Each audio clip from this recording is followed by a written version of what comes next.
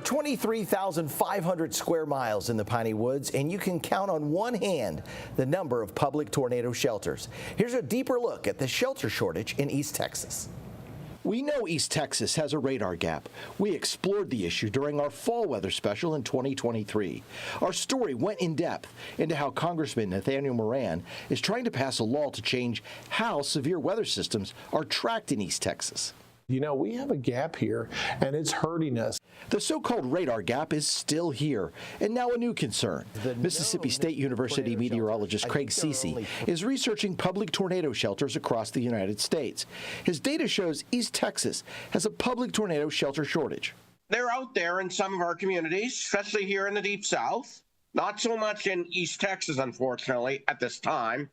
But tornado shelters are out there, and we need to be more aware of them because during a major event, they could save lives. Dr. Cece found roughly 2,400 public tornado shelters nationwide, but there is a noticeable hole in East Texas. Just 3 public shelters made the cut. I only counted if it meets FEMA standards, like that can withstand a violent tornado, because I want it to be the gold standard of tornado sheltering. And at the same time, I don't want to deal with liability issues. That can be a big issue if people find a shelter that doesn't manage to hold up, say if an EF4 or EF5 tornado goes through. The lack of public shelters is a concern, so we came here to the National Weather Service office in Shreveport to find out what you can do and what meteorologists recommend before the storm hits. The availability of public shelters, you know, there's a lot that goes into that. Chris Nuttall is the warning coordination meteorologist at the National Weather Service office in Shreveport. He knows designating a building a public tornado shelter isn't a snap decision. These cities and towns and counties, they have to consider, well, whose responsibility is it going to be to open it? When do we open it? Who do we, what are the restrictions with allowing people in? Do we allow pets in? Big decisions, considering meteorologists at the Shreveport office issued 42 tornado warnings across East Texas in 2025. Most of us will shelter in our homes or apartments, but there is concern for anyone living in a manufactured or mobile home. Mobile homes and manufactured homes are one of the worst places to be for tornadoes. That's why Nuttall says it's important to know your weather plan and know where you are going before a tornado warning is issued. Just because a community or a county doesn't have their publicly designated shelter that's administered by the community or by the county, that doesn't mean there aren't public places to go.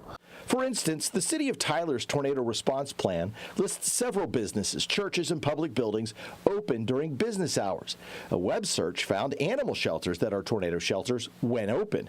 Nuttall says the key is to staying prepared. Forever days out. People should have their plan. They should know their plan, practice it, kind of have things ready to go. The best option is having a built-in safe room or underground storm shelter. Maverick Homes installs storm shelters anchored into the ground with doors built to withstand an EF3 rated tornado with winds up to 165 miles an hour.